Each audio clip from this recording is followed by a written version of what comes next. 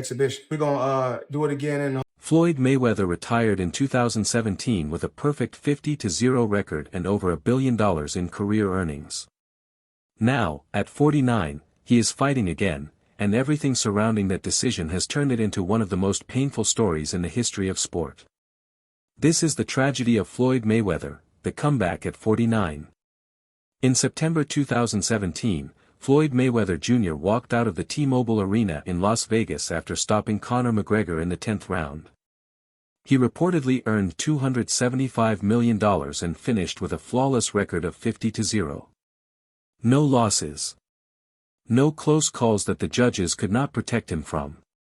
There was no real reason to ever return. And for 9 years, he didn't, at least not professionally. He fought Logan Paul in 2021 and John Gotti III in 2023, traveling the world for exhibition bouts in places like Japan, Dubai, and Australia.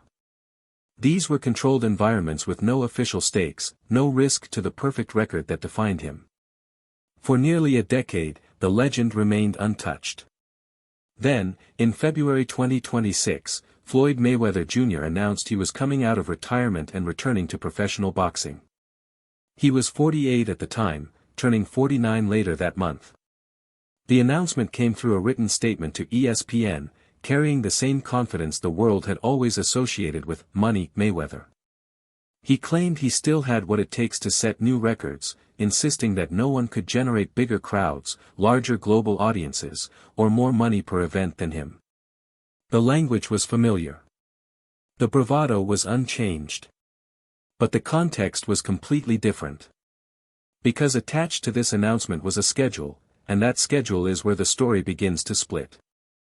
The first event was an exhibition against Mike Tyson, who is 59 years old, scheduled in the Democratic Republic of Congo. Even before it could take place, there were doubts about whether the fight would happen at all. The second event was another exhibition, this time in Athens, Greece, against Mike Zambides, a former kickboxing star who had been retired for years before being brought back for the occasion. But the third event was the one that captured global attention. A rematch with Manny Pacquiao in Las Vegas, set to stream worldwide. 11 years after their first fight, a bout that generated hundreds of millions and broke every pay-per-view record, this one was announced as a sanctioned professional contest. A real fight. Judges. An official result. A permanent mark on the record. That detail matters. At 49, Floyd Mayweather would be stepping into a professional fight where his perfect 50-0 record could finally be broken. The number that defined his identity for years would suddenly be at risk. In interviews, Floyd described everything as leisure, a man who trains daily anyway, simply turning that training into entertainment. I got an exhibition with Mike Tyson also, another exhibition in Greece. I'm just sitting at home and I'm just working on every day, spending time with my grandson and spending time with my children. On the surface, it looks like a man at peace with himself, a legend who refuses to sit still. But exhibitions and entertainment do not explain signing a professional fight contract with Manny Pacquiao. They also do not explain the financial situation that was already public by the time this comeback was announced. And they certainly do not explain the lawsuit Floyd himself filed just days before revealing his return. The real story lies beneath the comeback. And it begins with a single statement made during a casual interview in Las Vegas, one that threw the entire Pacquiao rematch into chaos. There is a particular kind of chaos that happens when a man says one thing publicly while legal contracts say something entirely different. That is exactly what unfolded with Floyd Mayweather. When the rematch was first announced, it was presented as a sanctioned professional fight, set in one of the most advanced venues in Las Vegas and streamed globally for free on Netflix. This positioning mattered. The venue represented spectacle and permanence. Netflix offered global reach on a scale boxing had never seen before. On paper, the rematch had the potential to surpass even their historic first fight. Pacquiao's team fully supported this vision.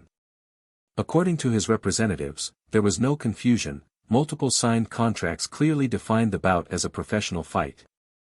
Then Floyd gave an interview and, in just a few seconds, dismantled that entire narrative. Actually, a fight's an exhibition. We're gonna do it again, and hopefully we're gonna... That single statement, delivered with complete confidence, sent the rematch into a storm of contradictions, accusations, and legal risk.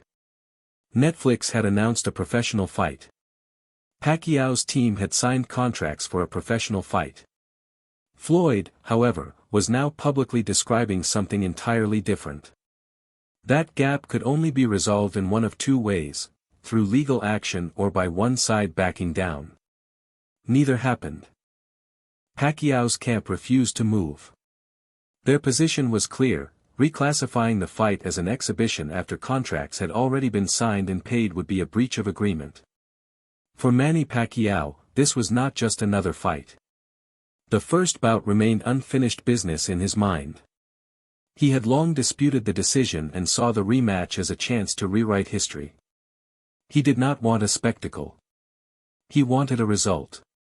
What made the situation even more intense were reports that money had already changed hands. By the time Floyd publicly called the fight an exhibition, he had reportedly received an advance on his purse. The pattern, accepting payment first, then reshaping the terms, raised serious questions. Critics accused him of everything from breaching contracts to outright fraud. Beneath all the chaos, one possibility stood out: an attempt to gain the financial rewards of a professional fight while avoiding the risk of losing. Which leads to a deeper question: why? Why would a man who presented himself as financially untouchable suddenly behave this way? To understand that, you have to look at what surfaced in late 2025. Despite earning over $1 billion during his career, reports revealed a far more complicated financial reality. Massive loans, property issues, legal disputes, and mounting obligations painted a picture that contradicted the image of endless wealth. Luxury assets were sold. Properties changed hands. Debts accumulated across multiple areas. Public records suggested not a man expanding his empire, but one managing serious financial Bought myself on my contract for $750,000, and in just 3 fights, I made $750,000. The foundation of Floyd Mayweather's success is undeniable. His rise from poverty to global wealth remains one of the most remarkable stories in sports history. But the investigation forced a difficult question: where did all the money go? And more importantly, is this comeback happening because he wants to fight, or because he needs to? That question became even more complicated when it was revealed that just weeks before announcing his return, Floyd filed a massive lawsuit seeking hundreds of millions in damages. The timing was impossible to ignore. First came the financial investigation. Then the lawsuit. Then the comeback. The legal case alleged hidden financial dealings, missing funds, and betrayal by trusted figures within his own business circle. According to the claims, money from several of his biggest fights may not have reached him as expected.